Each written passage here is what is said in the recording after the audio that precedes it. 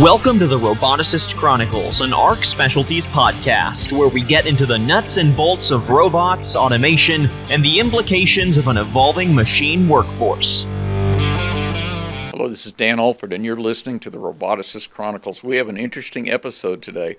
We have a young guest, Caroline. What's your last name? Solymosy. This is an exit interview. No, don't worry. She didn't quit today. She's part of a shadowing program. Here at ARC Specialties, we believe that kids need to be exposed to all the different careers. For example, my mom was a geneticist. My dad was an English professor. I hated English. That meant I was a geneticist. No. So I spent an extra year in college doing biology before I realized I'm actually an engineer. And so to try to avoid that problem with kids today, we allow you to come in and visit with all the engineers, and that's what you've done for the last 2 days. So who all did you talk to? Gosh, I talked to project managers. They were mechanical engineers. Then some electrical engineers, some electricians, technicians.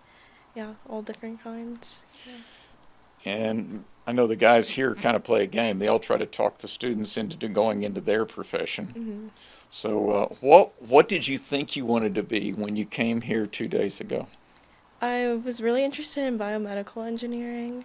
I'm interested in kind of like surgical robots and prosthetics. I found like implantable devices to be interesting. Yeah. And that's something we do. Mm-hmm. Yes. Mm-hmm. Yeah. Something I learned was, I thought to find that and to be in that career path, you would have to kind of be in like a biotechnology kind of company or work with hospitals in that way. I didn't realize it could be in more like broad robotics company. Yeah. Right. There's a little company called ARC Specialties. Yes. that's doing knee surgery now. Mm-hmm. And doing some implant work. That's one of the points I was making with you. You know, as you pick a career, you need to figure out if you want to specialize or generalize. Those of us with attention deficit disorder, we need a lot of new challenges. So that's why I love what I do. I get to work in every field, every industry in 33 different countries. So you talk to all these different engineers. What surprised you? Mm-hmm. It surprised me how close everyone worked, like with the electricians and technicians, and going back and forth from like their offices to the workshops and actually seeing their products being made. Yeah, I thought that made a big difference. Yeah. Well, see, you got an unusual impression of an unusual company. You know, that's because everybody here cooperates and collaborates. Mm-hmm. So I think the lesson you should take from that is not that that's how the world works. It seldom does. Mm-hmm. It just happens to work that way here. So in addition to a career, you need to be looking for an environment that fits your lifestyle. Mm-hmm. Okay. The electrical engineers, mechanical engineers, you talked to a welding engineer. Mm-hmm. Yes. So did a little material science stuff. Talked to some software guys. Who had the cool job? Something that surprised me was I was really interested in the programming. Good. Yes. I approve. Normally, I kind of like to avoid programming in school, which I liked. I've always liked more like mechanical things, like working hands-on. But yeah, I saw today kind of how the process of how the robots were being programmed, and it was much more hands-on than I previously thought. Yeah. You've just been given the wrong programming task. Yes. All right, so you still on the biomedical path? I'm definitely considering just mechanical. I like how it's more broad. Even in our like first conversation and you explaining to me like the like surgical robot and the implantable devices that you've worked on, yeah, I can see how by like being a mechanical engineer you can still do that, and then also other things. Yeah. Oh yeah, the sky's the limit with an ME degree. You can do anything you want, and you witnessed it. Some of my best programmers are MEs. Some of my best project managers are MEs. So it's a great generic degree. But I tend to like a world where I'm more of a generalist, and if you want to specialize, that's okay. So, how should we change this program? How did it work? How did it not work? You won't be our last shadow kid. So, what should I do differently? I don't know, something I was a little bit worried about at first was how loose it was. Like, you just go into rooms and... Yeah, you have to be bold. Yeah, you definitely have to be bold. But the more I did it, the more comfortable I got with it, and I kind of liked that. Maybe that was one of the lessons. Yes. So yeah, I don't know if there's anything I would really change. Yeah, I felt like I learned about the company, about engineering, about, different people's jobs, but also kind of learned more about myself and got to reflect on what I want to do in the future. Mm-hmm. You come up from a family that's experienced this. Tell them about your sister. Yes, my sister, she graduated about a year ago with chemical. But 4 years before that, she shadowed with us. Mm-hmm. Yes, so my oldest sister, Gabrielle, she shadowed this company, and then she went on to study chemical engineering and is now working on her PhD at UC Santa Barbara. Yeah. Pretty impressive. Mm-hmm. So we didn't turn her into a mechanical engineer, but I think we helped cement her idea that she wanted to be in the engineering profession, and she's doing great things. I'm proud of her. Mm-hmm. Hopefully she's out there watching right now. Mm-hmm. Anything else on the shadow program you want to bring up? Should it have been longer? Normally we do 3 days, but we had a little conflict, so did we squeeze it into 2 days? Was it adequate? I think 2 days was a good amount to talk to at least every kind of department. I guess with the third day, then I would kind of try to hit all the people that I didn't get to talk to yet. But I think we should have done 3. But 2 was enough to definitely get the general view. Yeah. Okay. Mm-hmm. Well, we will continue with that. So tell me what you do at high school as an extracurricular activity. Mm-hmm. So I'm involved in my school's robotics team, IronPlaid, at Duchenne. It's an all-girls robotics team. Yeah. And the irony is, I was the first mentor on the first team 20 years ago, back before you were born. Yes. So it delights me that you guys are still doing this, because I worked with the girls for 6 years, I believe. So, but 14 years since you've kept the program running. I'm impressed. Yes. I've got some pictures up here. So that was actually the sign that we had on the door. For the girls had their own personal factory room. So that was one of the young women's, Bishop was her name, I believe, drew that up. I thought that was a clever logo. We have the roboticist being upset that her robot's running amok and destroying a factory, and they call it the Duchenne Robotics Engineering and Manufacturing, our dream facility. That was pretty cool. Here's a collage of pictures. The gal on the top right, that's my daughter. Top center, that's Hannah. She went on to become an engineer. Bunch of girls, so you can see they're welding, grinding, cutting, wiring, all these different things. And I'm proud to say we had no injuries.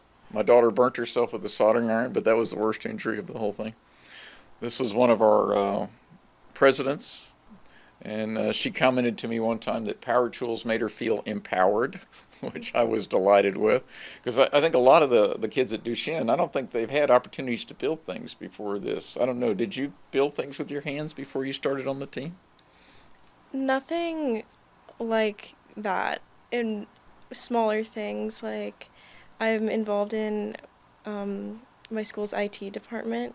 So you work in the cave? Yes, in the cave. Tell them what the cave is. Yes, so it stands for Computer Audio Visual Education, and it starts off as a class where you can learned how to repair the school's laptops. We use like Dynabook laptops.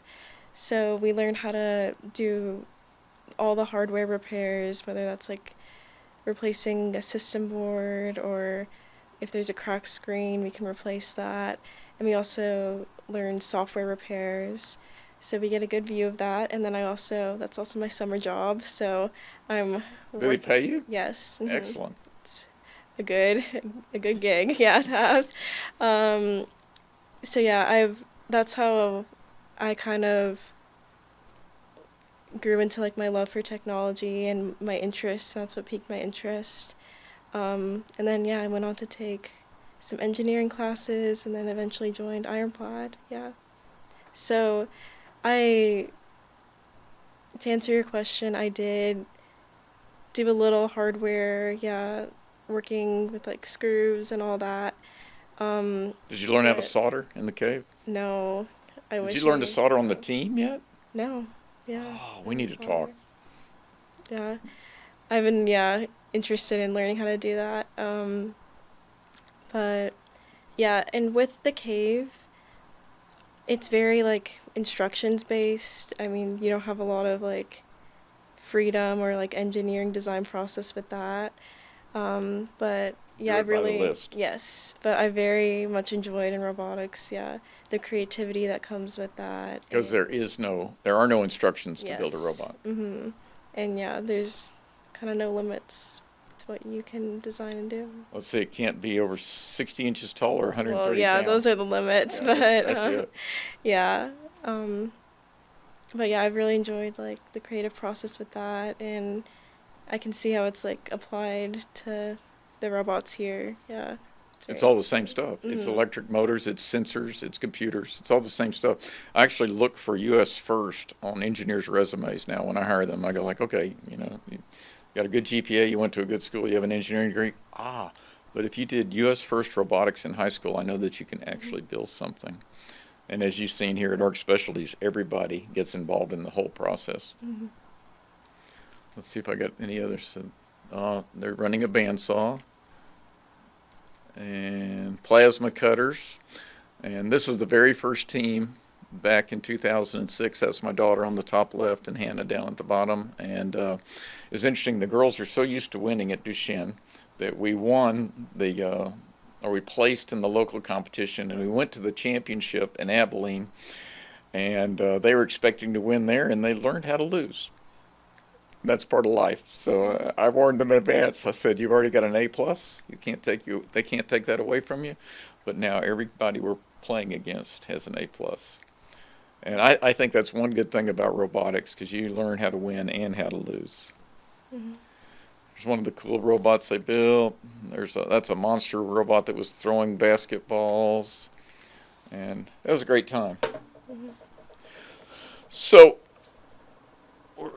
I'm doing this with Caroline, and if there's any kids out there, or if you know any kids that might benefit from this shadow program, or if you think that your company might be able to create a shadow program to give kids the opportunity to learn about all the different possibilities, because I think that's way too often the kids see just what's on TV, just what mommy and daddy do, but there's a whole world out there. We had another couple of young women do a shadow with us, and one is now a degreed engineer, and the other one ran away screaming and became a viniculture, is that the term, for a winemaker? There's a degree at A&M in it, and she got that degree, and now she works in the wine industry, and I contend that both answers are correct. So I've actually hired engineers that came to me afterwards and said, "Is this what engineers do?" I go, "Yeah, isn't it cool?" And they go, "We don't like it." I said, "See if your mommy can get her money back." But it's too late at that point. So sounds like you know what you want to do. You've already applied to a few schools, right? No, I'm working on getting all my stuff together for that. Applications open in August. And Yeah. what do y'all call it at Duchenne? The reach? Reach for the stars. Yeah, reach for the stars. What's your reach for the star goal? My 2 would be Georgia Tech and Northwestern. Oh, Yeah. can't beat it. Mhm. And Georgia Tech has a good robotics program. Yes. Mhm. And if you have to compromise a little bit, what might you do? I mean, in-state has great options with A&M and UT. Thank you very Yes. much. Mhm. So, Yes, those are definitely high on the list too. Save your parents a couple $100,000 also. Yes. What did we miss? I'm just trying to get this out there. I want to show this shadowing program to all the companies out there. Also want to talk to people about, whether they'd like to have a kid come do that with us. But was there anything else that was noteworthy that occurred this week? I think with like my generation and like all the things that we have access to, like all the research I've done on engineering has like been online, like reading articles, looking on like social media what engineers do, but it really does make a difference to like go in person and talk with like real people, and see kind of the dynamic in like a workplace. Yeah, so I enjoyed that. She's going to be doing that for 40 years. Yes. Yeah, I didn't know much about welding before at all, but I got to talk with a welding engineer, which is really cool. I didn't even know that was a term.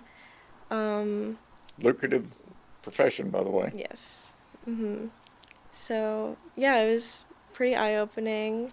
I feel like unless you have like a close family friend or even family, unless you have that and unless you have an engineer that's close to you, it's kind of hard to figure out actually what it is and what they do. Even my sister, who's a chemical engineer, it's two different worlds, really. Yeah. And before I was 15 years old, I built a rocket engine. I built a steam engine. I built a wind generator. We built a computer terminal. And yet, because my parents were in science rather than engineering, there wasn't a single person that looked at me and said, "Hey, kid, you're an engineer." I thought it was a hobby. And it wasn't until many years later that I found that people will pay me to do this stuff. So that's what it's all about. Here I was building steam engines, and I didn't realize that I was just a young engineer. I thought I was a hobbyist. So, yeah, this is a big problem in America, and this is my little bit of what I do to try to improve it. Okay, we've got a test for you. Here you go. This is a cup. This is actually out of a cadaver. And that was a hip replacement cup. Okay, and when you came here, you didn't know how to use dial calipers. Okay, and so I'm going to invite you back and invite the whole team back. If you guys would like to use this factory to build your robot, like some components in your robot, you've seen it, we have machine tools, we have welding machines, we got all that stuff, and you're welcome to come back. But you have to demonstrate a technical ability, measure the outside diameter of that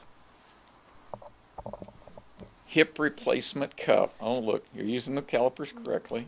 yes. Okay. Okay.